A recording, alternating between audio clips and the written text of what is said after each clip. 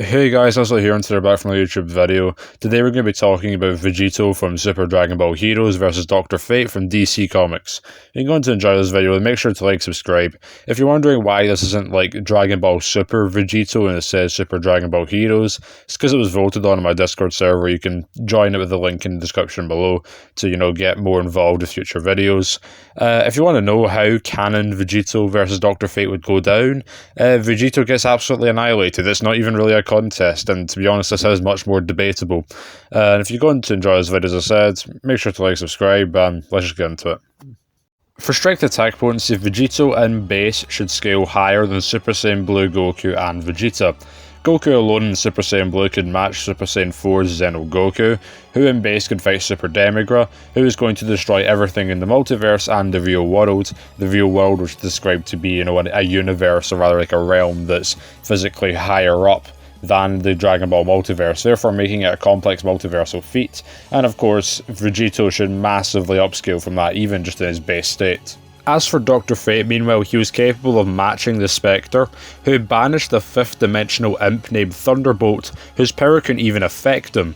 The 5th dimensional imp would therefore make, Dr. Fate low to complex multiversal, and given how much the Spectre is able to just stomp Thunderbolt, he should easily scale to this.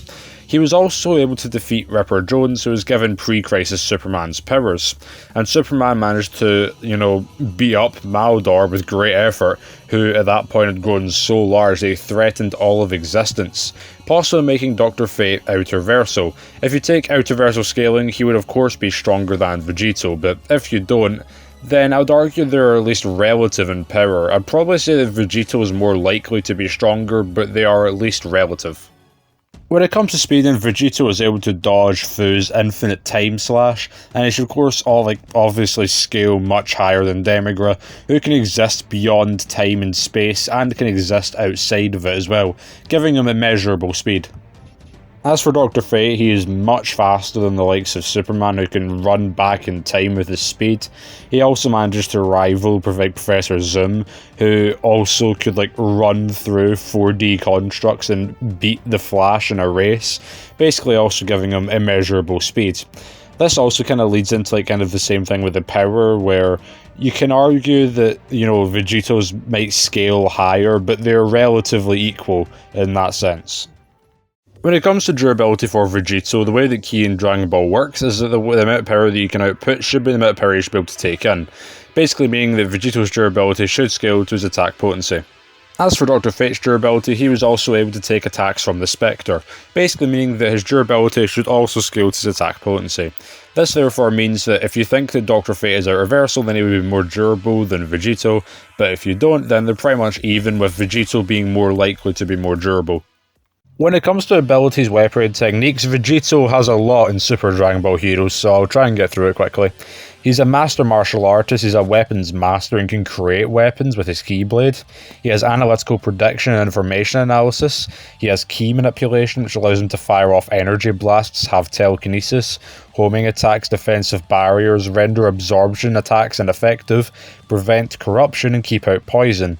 He has God Ki manipulation, can sense where people are, has enhanced senses physically, has acrobatics, has pressure point strikes, he can fly, he has non-physical interaction, accelerated development, and self-sustenance. He has a reactive power level, which means he gets stronger as he fights.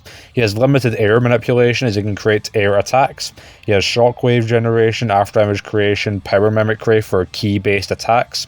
He has telekinesis, teleportation, BFR, dimensional travel, telepathy, light manipulation via the solar flare, statistics amplification by just making himself faster and stronger with his Ki, or just using the Kaioken. He can also decrease his opponent's stats and even steal statistics and boost his own, and it weakens his enemy. He has rage power, he can heal himself and recovery, as he has passive healing. He has explosion manipulation via Ki landmine. He has probability manipulation and probability manipulation negation, as he passively increases his hitting chance and decreases his opponent's hitting chances, and can negate his opponent's ability to increase their hitting chance too. He can also manipulate the probability to guarantee successful strikes and negate his opponent's abilities to manipulate probability and to always successfully dodge. He has damage manipulation, as he can passively and actively boost his damage and weaken his opponent's damage. He can seal people away with a Mafuba. He can summon people to him. He has supernatural willpower and transformations such as Super Saiyan Blue, and Super Saiyan Blue Kaioken. He has more than that, but those are the notable ones. He can resurrect himself, providing that two people are on the field with him and they have the ability to do so. He has durability negation, as he can ignore and bypass opponent's durability.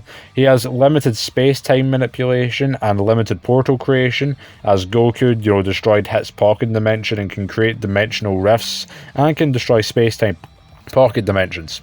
He has power nullification and purification, as he can nullify Dark Ki and can nullify his opponent's powers and abilities when Hearts or two allies are on the field.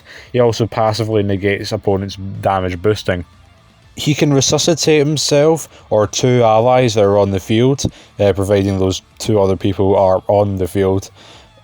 He has limited ice manipulation via Frigid God Meteor, limited fire manipulation via Burning God Meteor, stamina manipulation, as he can swap his stamina with his opponent's stamina and can reduce his opponent's stamina. He has status effect inducement, as he can disable his opponent's abilities, powers and actions by reducing their stamina to 0. He has God Key resistance, low regeneration, paralysis inducement via the God Bind, existence erasure, void manipulation and enhanced non-physical interaction with the Akai. He has enhanced power nullification and enhanced purification. He has corruption inducement, immortality, due to being able to heal himself, and has, being able to reincarnate or resurrect himself. He has regeneration, negation, and space-time manipulation. He has resistances to all of these abilities listed here, which are paralysis inducement, harsh temperatures, extreme heat, existence erasure, and void manipulation, as he's withstood the Hakai.